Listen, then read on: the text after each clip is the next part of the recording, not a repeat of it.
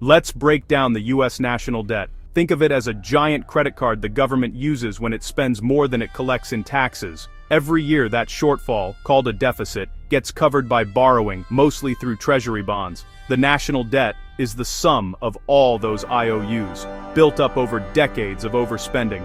Why should you care? Because the more we owe, the more of our budget goes to paying interest instead of things like education or infrastructure. As of late 2025, the debt has soared past $36 trillion, more than the entire US economy produces in a year. That's a debt-to-GDP ratio of about 120%. The annual deficit is projected to hit $2.6 trillion by 2034, and it's only accelerating. Imagine your credit card bill growing faster than your income year after year. Every second the debt clock ticks up by thousands of dollars. This isn't just a future problem, it's a bill that's coming due, and someone will have to pay. The real question, who and how? That's what we'll explore.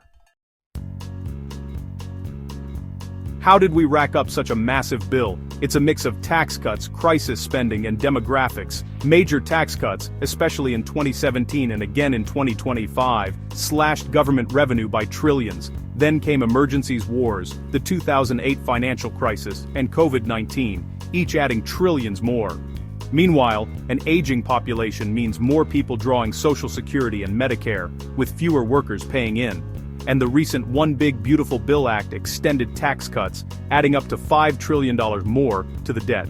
Each decision layered on more debt, often for short-term gain. The result? A runaway tab that keeps growing. It's not one bad choice, it's decades of them. And the bill is still climbing. Here's where it really hurts. Interest payments.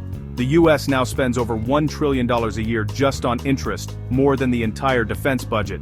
That's money not spent on schools, infrastructure, or research. As debt grows and interest rates rise, so do these payments, creating a vicious cycle.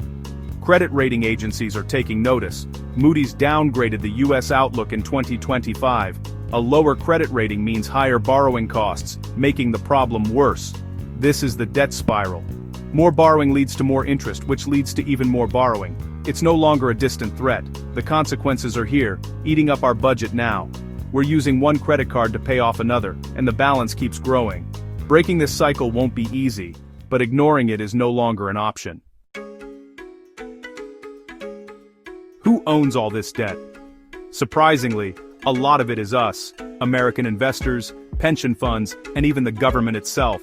The Federal Reserve is the single largest holder, and foreign countries like Japan and China own about 31%. But unlike Greece, the US borrows in its own currency, the dollar, the world's reserve currency.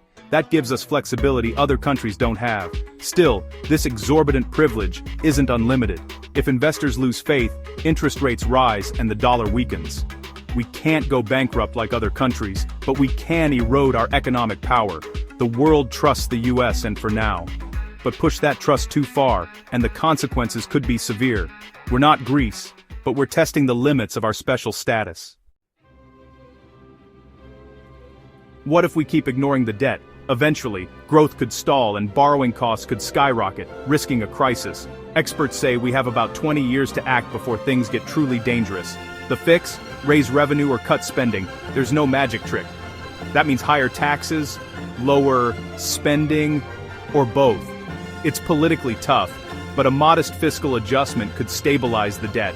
The real challenge is finding the political will to act now, not later.